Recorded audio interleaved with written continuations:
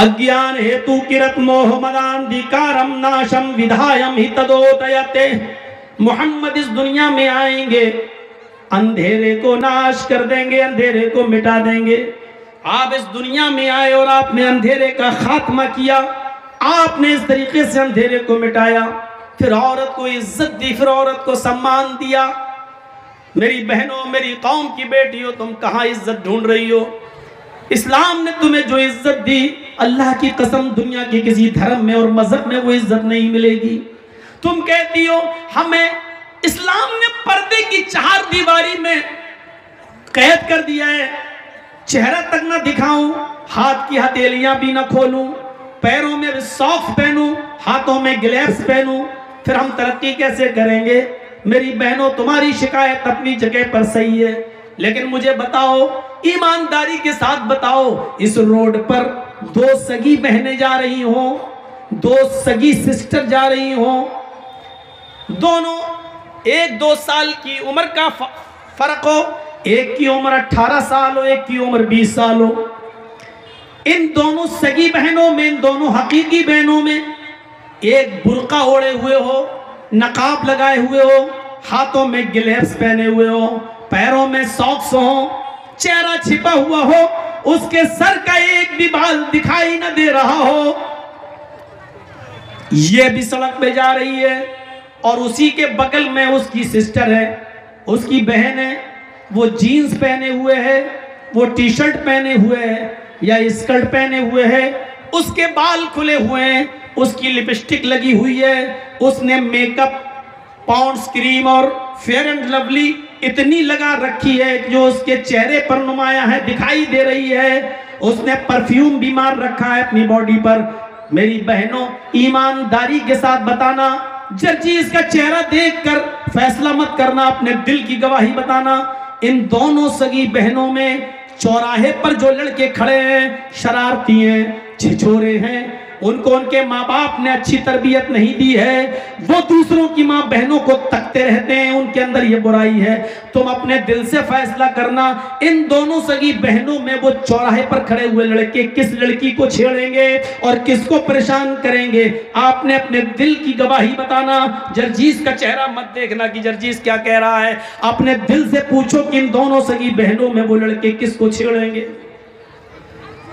आपका अंदर से गवाही यही होगी, दिल अंदर से यही कहेगा, स्कर्ट वाली को, जीन्स वाली को, जिसके बाल खुले हैं उसको, जिसकी लिपस्टिक लगी है उसको छेड़ेंगे, तंज मारेंगे, चिढ़ाएंगे, ताने मारेंगे, आवाज कसेंगे, नकाब वाली को कुछ नहीं कहेंगे।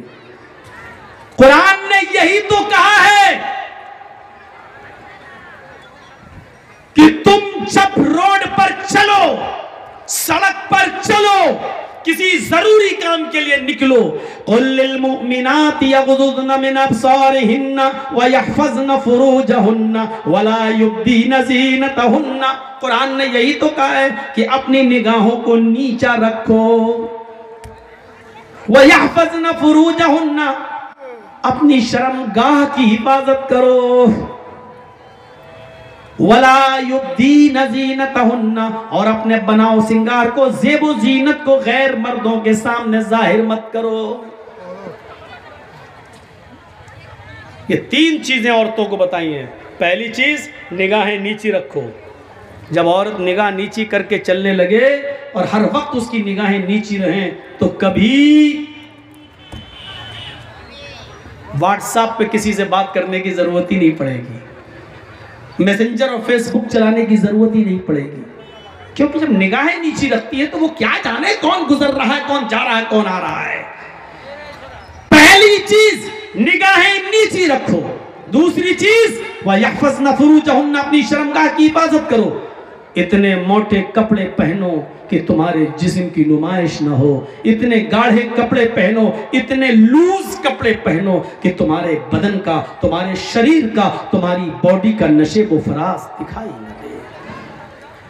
तीसरी चीज, वला युब्दीन ज़ीनतहुन्ना, और अपने बनाओ सिंगार को, अपने मेकअप को गैर मर्दों के सामने जाहिर न करो। इसका मतलब यह है कि अपने मर्दों के सामने जाहिर कर सकती हैं, अपने शौहरों के सामने जाहिर कर सकती हैं। लिपस्टिक कोई बुरी चीज नहीं है, लेकिन घर में लगाइए,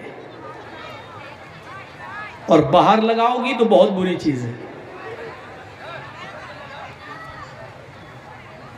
जलसों में भी लगा के आई होंगी,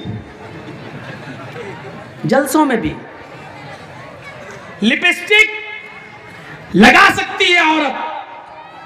अब तो पहले एक कंपनी थी जो लिपस्टिक बनाती थी जिसमें खिंजीर की, सूअर की चर्बी आती थी, लेकिन अब उसने भी इकरार कर लिया है कि नहीं नहीं अब हम नहीं मिलाते हैं, और एग्रीमेंट करके दिया है उसने। इजरायली कंपनी थी, लेकिन अब नहीं आती। लगा सकती है लेकिन घर में। फेयर एंड लवली लगा सकती है बिल्कुल, लेकिन घर में। पॉन्ड्स लगा सकती है बिल्कुल, लेकिन घर में। परफ्यूम लगा सकती है बिल्कुल, लेकिन घर में। बाहर कोई चीज नहीं। अलमरातु इज़स्तातरत फमर्रत बिल मजलिस फहिया कज़ा व कज़ा आनिया ज़ानिया ज़ानिया ज़ानिया। अल्लाह के रसूल सल्लल्लाहु अलैहि वसल्लम ने 3 बार फरमाया। और सुनो, तर्जुमा सुन लो। अलमरातु इज़स्तातरत, जब औरत खुशबू लगाकर निकलती है, खुशबू इस्तातरत, और अरबी जानने वालों को मालूम है ये बाबे इस्तिफाल में आया है। इस्तातरत, जिसके अंदर तलबे माखस पाया जाता है, यानी सिर्फ अतर नहीं, परफ्यूम नहीं, कोई भी चीज लगा ले जिससे खुशबू आती हो। और सुन लीजिए पहले, औरत कोई भी चीज लगा ले जिससे खुशबू आती हो, मसलन आर्निका हेयर ऑयल, चमेली का तेल, ऑयल, डाबर आंवला, जिसमें खुशबू है। इस्तातरत बाब इस्तिफाल में तलब माखस, हर वो चीज जिसके अंदर खुशबू उड़ती हो, खुशबू लगती हो, ये चीज औरत घर में लगा सकती है। लेकिन अगर ये लगाकर घर से बाहर निकली, फमर्रत बिल मजलिस, और जहां लोग बैठे होते हैं उनके सामने से गुजरी, यानी रास्ते में चलती है, चौराहे पे जाती है, दुकानों से गुजरती है, दुकानों पे जाती है, फहिया कज़ा व कज़ा, वो ऐसी है, वो ऐसी है, वो ऐसी है। सहाबा ने कहा, अल्लाह के नबी, ऐसी ऐसी का क्या मतलब है? नहीं सुन पाओगे, इतना बड़ा कलेजा नहीं है हमारा, किस जबान से हम बोलें? सहाबा कह रहे, अल्लाह के नबी बताइए कैसी है? कहा नहीं समझे, कहा नहीं, खुल के बताइए। अल्लाह के नबी ने कहा, आनी अज़ानिया अज़ानिया अज़ानिया, वो बदचलन है, वो बदचलन है, वो बदचलन है। कलेजा हो तो सुनो, और अगर सुनने का कलेजा ना हो तो मौलवी जर्जीस को बुलाना छोड़ दो, और बुलाओगे तो सुनना पड़ेगा। तुम्हें नहीं, तुम्हारे बाप को भी सुनना पड़ेगा। ये 10 साल हमने मदरसों में कोई घास नहीं छीली है, आलू नहीं छीले, यही सब पढ़ा है, और जो पढ़ा है वो बताऊंगा। ये नबी कह रहे हैं वो बदचलन है।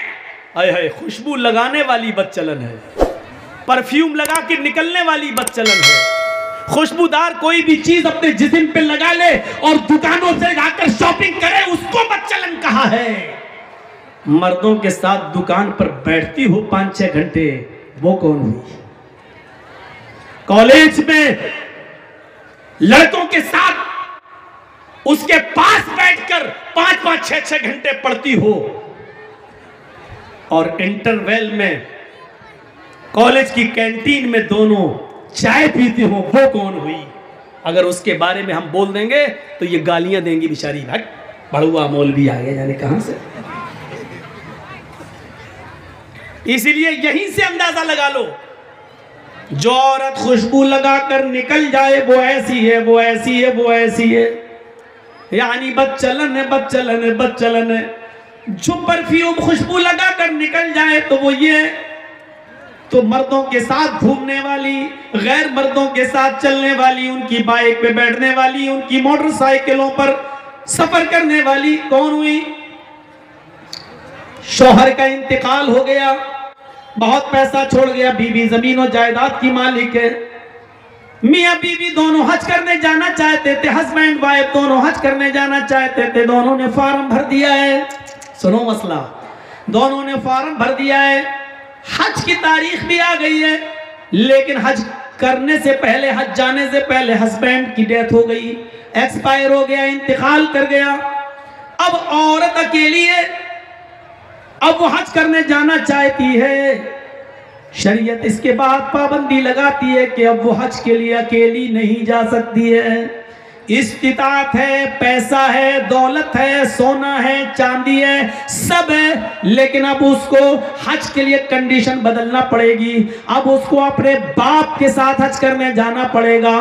बाप नहीं है तो अपने भाई के साथ हज करने जाना पड़ेगा, भाई नहीं है तो अपने बेटे के साथ हज करने जाना पड़ेगा, बेटा भी नहीं है तो फिर उसको अब हज मुलतवी करना पड़ेगा, कैंसिल करना पड़ेगा। साहब वो तो इस्तिताअत है, पैसे वाली है, उसके ऊपर तो हज फर्ज है, लेकिन इस्लाम ये कहता है जब उसका शौहर इंतकाल कर गया, उसका बाप नहीं है, बेटा नहीं है, भाई नहीं है, तो अब उस औरत को अकेले हज की इजाजत नहीं है। अब वो औरत एक दीनी काम के लिए हज के लिए अगर अकेली निकल रही है, खाने काबा भी पहुंच जाती है, सफा मरवा के चक्कर भी लगा लेती है, सारे अरकान भी कर लेती है, लेकिन अकेले जाती है तो अल्लाह की कसम उसका हज नहीं है, उसका हज नहीं है, उसका हज नहीं है। वो हज का एक सवाब उसको नहीं मिलेगा, बल्कि उल्टा गुनाह पड़ेगा, उल्टा उसके ऊपर अजाब पड़ेगा। इसलिए अजाब पड़ेगा क्योंकि उस औरत के ऊपर अब हज फर्ज नहीं था, इसलिए कि उसके ऊपर से हज कैंसिल कर दिया गया, क्योंकि उसको ले जाने वाला कोई महरिम नहीं है। मेरी बहनों, हज जैसे मुकद्दस मकाम पर औरत अकेली नहीं जा सकती है, जहां किसी की इज्जत नहीं लुट सकती है, जहां सब लब्बैक लब्बैक कहते हो, ऐसी मुकद्दस जगह पर भी तुम अकेली नहीं जा सकती हो। हज ऐसी इबादत के लिए भी तुम अकेली नहीं जा सकती हो। ये तुम्हारे कलेजे कि तुम बाजारों में अकेली चली जाती हो, तुम कॉलेजों में, स्कूलों में अकेली चली जाती हो, अपने घरों से निकलकर तुम अपने मायके अकेली चली जाती हो। ये कलेजा है तुम्हारा। शरीयत तो तुम्हें घर से बाहर निकलने के लिए भी अकेले इजाजत नहीं देती है। अगर तुम्हें घर से बाहर भी निकलना पड़े तो अपने शौहर के साथ जाओ, अगर शौहर ना हो तो अपने भाई के साथ जाओ, भाई ना हो तो अपने बेटे के साथ जाओ। अकेले शरीयत औरत को अकेले घर से निकलने की इजाजत नहीं देती है। फरमाया कि ला यखलुअन्न रजुलुन बिइम्रातिन, कोई भी मर्द किसी औरत से अकेले में तन्हाई में गुफ्तगू न करे, अकेले में न मिले, इल्ला काना सालिसुहुम शैतान, इसलिए कि वो दो नहीं होते बल्कि उनमें तीसरा शैतान होता है। ये शरीयत एक मुतय्यन कर रही है, रास्ता बता रही है कि कोई मर्द किसी औरत से अकेले न मिले। अल्लाह के नबी एतिकाफ में बैठे हुए हैं, अल्लाह के नबी की दो बीवियां नबी से मिलने आती हैं। अल्लाह के नबी सल्लल्लाहु अलैहि वसल्लम से मुलाकात करके जब वो वापस जा रही हैं तो अल्लाह के नबी उनको मस्जिद के दरवाजे तक छोड़ने के लिए आते हैं। सामने से दो अंसारी गुजर रहे हैं, अल्लाह के नबी ने उन दोनों अंसारियों को बुलाया, इधर आओ।